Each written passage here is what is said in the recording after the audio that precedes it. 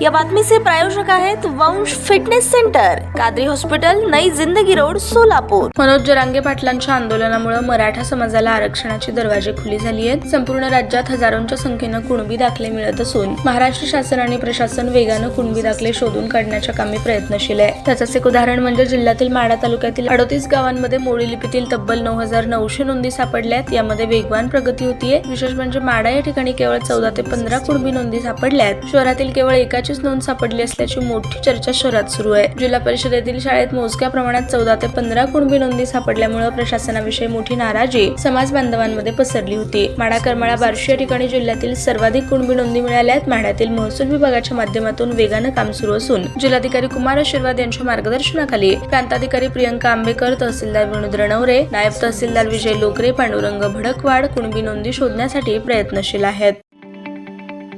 ताज्या बातम्या पाहण्यासाठी प्राईम महाराष्ट्र न्यूज चॅनलला सबस्क्राईब करा।